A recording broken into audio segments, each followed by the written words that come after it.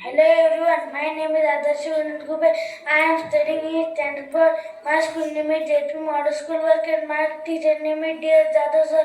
I am going to present story chapter sequence गड आला पण सेव गेला.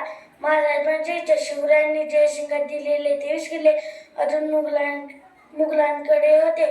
कोंढाणा हातातला किल्ला. एक दिवस जिजामाता शिवरायांना म्हणाल्या शुभा, कोंढाण्यासारखा भयंकर आणि मजबूत किल्ला मुघलांच्या हाती असणे बरे नाही.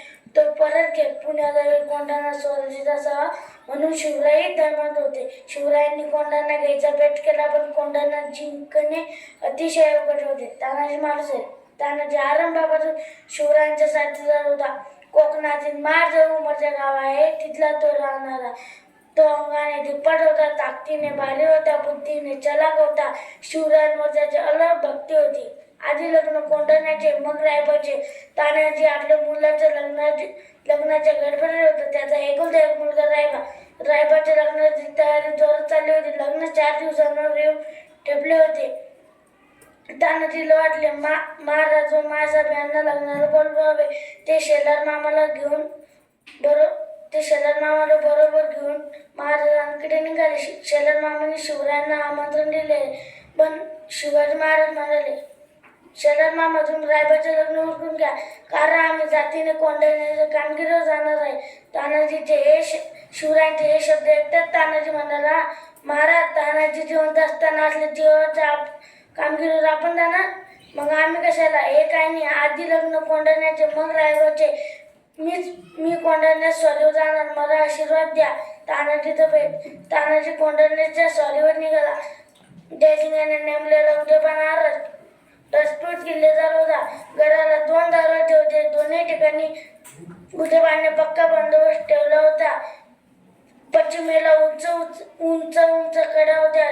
तानाजीने कडा चढून गडावर जायचा बेत केला.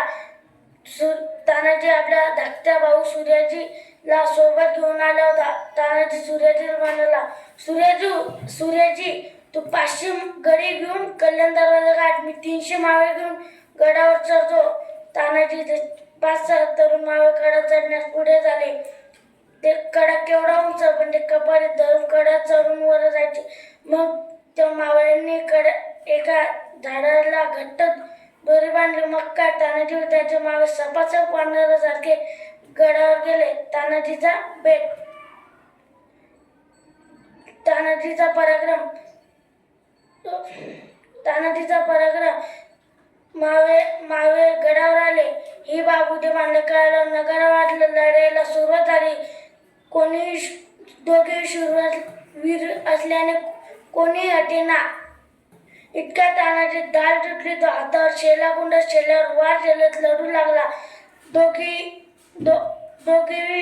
दोघांच्या वाराने जबर जखमी झाले आणि धारातीचे पडले. गड आला पण सिंह गेला.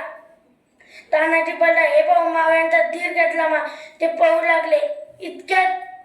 इतक्यात सूर्याजी गडावर आला आणि कड्यावरचा दोर कापून टाकला आणि पळणाऱ्या मावळ्यांना तो आडवा गेला. अरे तुमचा बाप इथे मरून पडला आहे. तुम्ही काय असे भागूबाई सारखे पळता. मी कड्यावरचा दोर कापून टाकला आहे. तो कड्यावरून उड्या मारून मरा नाही तर छतून तुडून पडा. मावळे थोडा वेळ मागे फिरले. थोडा वेळ घनघोर लढाई झाली. मावळ्यांनी गट सर केला पण सिंहासारखा तानाजी धारातीत कोसळला. जिजामाता व शिवराय यांना ही बाब कळल्यावर ते खूप हरले आणि म्हणाले, गड आला पण सिंह गेला. कोंढाण्याचे सिंहगड हे नाव सार्थ झाले. ही घटना सन 1670 मध्ये घडली. पुढे उमरच्या गावी ठेवून शिवरायांनी तानाजीच्या मुलाचे लग्न उरकून घेतले. थँक्यू.